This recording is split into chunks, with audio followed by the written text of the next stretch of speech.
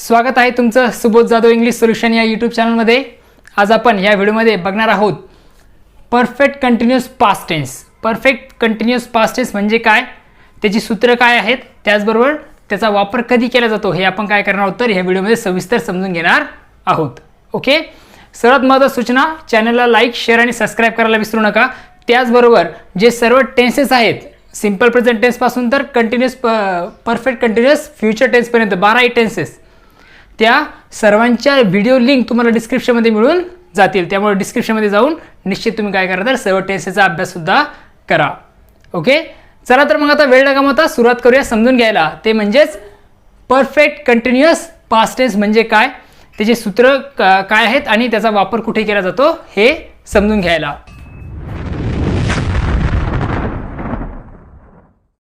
Perfect continuous past tense त्यालाच म्हणतात पूर्ण चालू भूतकाळ। ओके, कंटिन्यूअसला प्रोग्रेसिव्ह सुद्धा म्हणतात आणि इम्परफेक्ट सुद्धा असं म्हणतात, म्हणजे ज्याला आपण म्हणू शकतो की पूर्ण अपूर्ण भूतकाळ। ओके, आता पास्ट टेन्स असले आहे त्यामुळं यामध्ये जे ह्या जर टेन्सचा वापर आहे तो काय करण्यासाठी होईल, भूतकाळ दर्शवण्यासाठी किंवा पास्ट टेन्स दर्शवण्यासाठीच होणार आहे, हे तर आपला सर्वसामान्यांना कळतं। ओके, मग आता बघा, आता हे सूत्र समजून घेण्या अगोदर थोडक्यामध्ये सांगतो तुम्हाला परफेक्ट कंटिन्यूअस पास्ट टेन्स कधी वापरतात। त्याच्यानंतर आपण डिटेलमध्ये बघणार आहे, हे सगळे सूत्र बघितल्यानंतर आपण डिटेलमध्ये बघणारच आहोत, परंतु एक थोडक्यात तुम्हाला मी सांगण्याचं काम करतोय की परफेक्ट कंटिन्यूअस पास्ट टेन्स कधी वापरतात।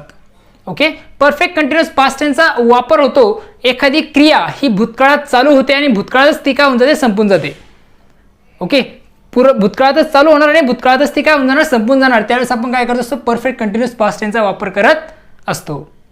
ओके, यामध्ये काही वर्ड्स वापरले जातात बघा, जसं सिन्स आणि फॉर ह्या वर्डचा सुद्धा वापर या परफेक्ट कंटिन्यूअस पास्ट टेन्समध्ये केला जातो। आता फॉर जो आहे तो सांगण्याचं काम करतो अमाऊंट ऑफ टाइम। ओके, आणि सिन्स हे जे वर्ड आहे तो एक्झॅक्ट टाइम दर्शवण्याचं काम किंवा एक्झॅक्ट वेळ दर्शवण्याचं काम या सिन्समधून केल्या जातं, इयर असेल किंवा मग वेळ असेल। ओके, चला तर एक्झाम्पल समजून घेऊया। त्याच्या अगोदर आपण काय करूया, अफर्मेटिव्ह स्ट्रक्चर बघूया। परफेक्ट कंटिन्यूअस पास्ट टेन्सचं युजेज जे आहे ते आपण काय करणार त्याच्यानंतर समजून घेणार आहोत। बघा काय दिलेलं आहे, अफर्मेटिव्ह स्ट्रक्चरचं सूत्र आहे, सब्जेक्टने सुरुवात होणार वाक्याची, त्यानंतर असणार आहे हॅड बीन V1 ING। आता हे जे आहे हॅडचा वापर आपण करत असतो परफेक्ट पास्ट टेन्समध्ये, तर इथे हॅड इथे आलंय। ओके, बीन त्यानंतर V1 ING क्रियापदाला ING प्रत्यय लागत असतो कंटिन्यूअस पास्ट टेन्समध्ये। म्हणजे थोडक्यात सांगायचं झाल्यास perfect continuous past tense this is the mixture of perfect past tense and continuous past tense. हे परफेक्ट पास्ट टेन्स आणि कंटिन्यूअस पास्ट टेन्सच काय तर मिक्सचर आहे, तो म्हणजे कुठला tense, perfect continuous past tense.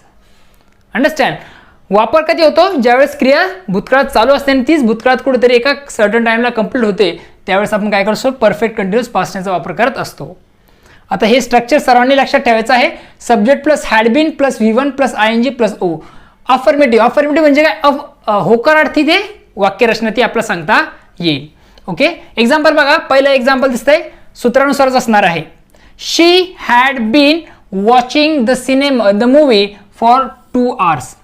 ती काय करत होती तर 2 तास सिनेमा बघत होती किंवा मग मूवी ती बघत आलेली होती। म्हणजे ती 2 तास काय करत आली होती तर 2 तासापासून मूवी बघत आलेली होती।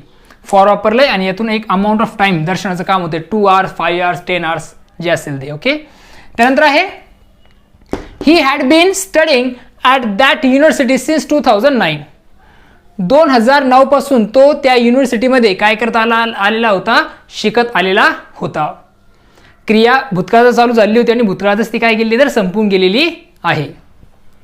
I had been working for a newspaper for 5 years। I had been working, मी न्यूजपेपरमध्ये म्हणजे न्यूजपेपर जो असेल त्यामध्ये 5 वर्षापर्यंत काम करत आलेलो होतो।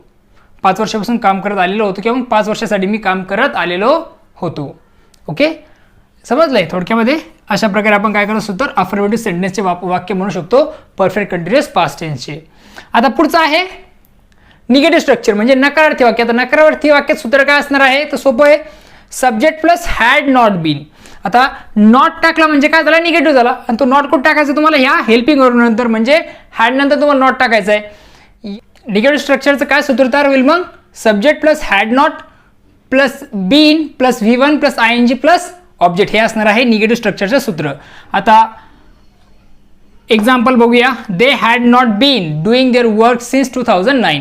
ते त्यांचं काम जे आहे ते 2009 पासून करत आलेले नव्हते. She had not been cleaning her home since January 2014. म्हणजे ती काय करता आलेली नाही, तर तिची रूम जी आहे ती 2014 पासून तिने साफ केलेली नव्हती, असा त्याचा अर्थ होतो. आता हॅडंट म्हणजेच हॅड नॉट, हे लक्षात ठेवा, इथे याचा रेफरन्स येणार आहे आपला. ओके, तर बघा पुढं इंटरोगेटिव्ह सेंटेन्स. आता इंटरोगेटिव्ह सेंटेन्स म्हणजे काय? ओके,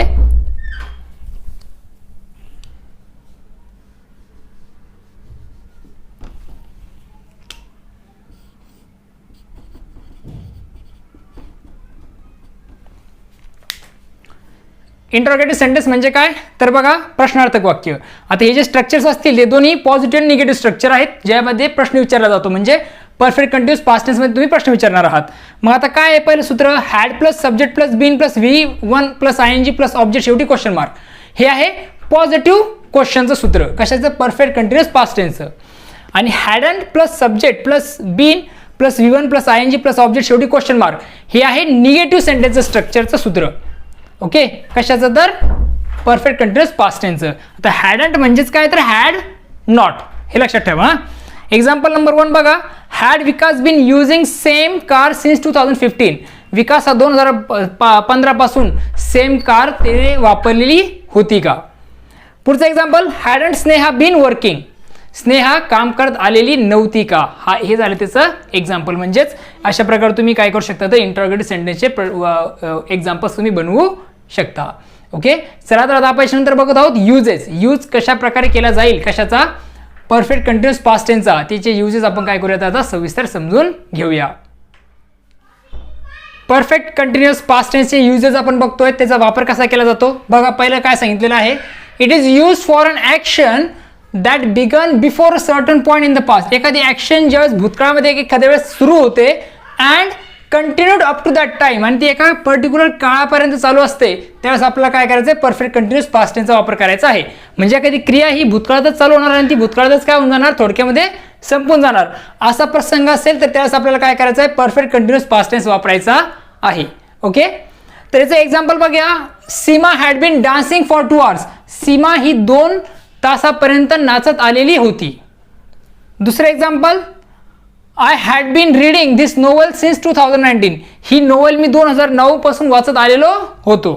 ओके, म्हणजे आता वाचता संपलेली, ती काळ त्यावेळेस संपून गेलेली 2000 पर्यंत. म्हणजे आता कधीतरी ती क्रिया संपली असेल, त्यामुळे आपण म्हणणार आहे की I had been reading this novel since 2019. मी 2009 पासून ही नोवेल जी आहे ती वाचत आलेलो होतो. म्हणजे आता ती वाचून पूर्ण झालेली आहे किंवा सीमाचा डान्स करून पूर्ण झालेला आहे. त्यानंतर आहे he had been singing a song. तो गीत गात आलेला होता. ओके, म्हणजे आता तो गातोय का? नाही. म्हणजे रेफरन्स काय असणार आहे? तर क्रिया ही भूतकाळातच चालू झाली, भूतकाळातच ती कुठेतरी काय झाली तर कंप्लीट झालेली आहे, असं दर्शवण्यासाठी आपण परफेक्ट कंटिन्युअस पास्ट टेन्सचा वापर करतो. पुढचा नियम आहे, जर रिपोर्टेड स्पीच हे काय असेल? परफेक्ट कंटिन्युअस प्रेझेंट टेन्स असेल किंवा मग कंटिन्युअस पास्ट टेन्स असेल, तर त्यावेळेस या रिपोर्टेड स्पीचचा बदल तुम्हाला काय करायचा आहे? तर परफेक्ट कंटिन्युअस पास्ट टेन्स करायचा आहे. आता हे डायरेक्ट अँड डायरेक्ट स्पीचचा जो पार्ट आहे त्यासाठी तुम्हाला माझे व्हिडिओ बघावा लागेल, त्याची लिंक तुम्हाला डिस्क्रिप्शनमध्ये मिळून जाईल.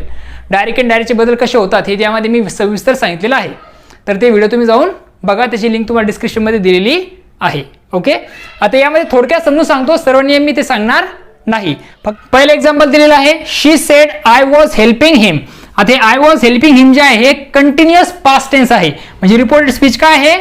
कंटिन्युअस पास्ट टेन्स आहे. मग आन्सर लिहिताना आपल्याला लागेल she said that as a conjunction. आयचा बदल सब्जेक्टनुसार होतो. तुम्हाला त्यासाठी पुन्हा सांगतोय की डायरेक्ट अँड डायरेक्ट स्पीचची लिंक दिलेली आहे, ती बघा, म्हणजे तुम्हाला हे कसं बदल का होत आहे ते तुम्हाला चांगल्या प्रकारे समजून जातील. बघा, दॅट ॲज अ कंजक्शन, आयचा बदल तुम्हाला करायचा आहे सब्जेक्टनुसार, तो होईल शी. आता हे कंटिन्युअस पास्ट टेन्स आहे, तर त्याचा बदल आपल्याला करायचा आहे परफेक्ट कंटिन्युअस पास्ट टेन्स, म्हणजे याचा बदल होईल शी हॅड बीन हेल्पिंग हिम, असं त्याचा आन्सर येईल. त्यानंतर पुढचा जो आहे, जर हे वाक्य दिलेलं रिपोर्टेड स्पीच जर काय असेल? परफेक्ट कंटिन्युअस प्रेझेंट टेन्स असेल, मग दिलेलं जे काही वाक्य हे आहे रिपोर्टेड स्पीच ते काय आहे? परफेक्ट कंटिन्युअस प्रेझेंट टेन्स आहे, तर त्याच्याबद्दल तुम्हाला पुन्हा परफेक्ट कंटिन्युअस पास्ट टेन्स करायचं आहे. Example, Jeevan sed that as a conjunction. आता इथं ही जर असेल तसं राहतं, त्याचा बदल होत नाही. त्यानंतर हॅजचा बदल होईल had been helping poors. Okay, हे झालं त्याचा आन्सर. म्हणजे इथं आपण काय केलं तर परफेक्ट कंटिन्युअस पास्ट टेन्सचा वापर केलेला आहे. ओके, आय होप तुम्हाला परफेक्ट कंटिन्युअस पास्ट टेन्स म्हणजे काय असतं, त्याचे युजेस काय आहेत, त्याचे स्ट्रक्चर्स काय आहेत हे समजलेलं आहे. ओके, आता पुन्हा भेटूया नवीन व्हिडिओमध्ये, पण त्यापूर्वी सर्वात महत्त्वाची सूचना अशी की चॅनलला लाईक, शेअर आणि सबस्क्राईब करायला विसरू नका.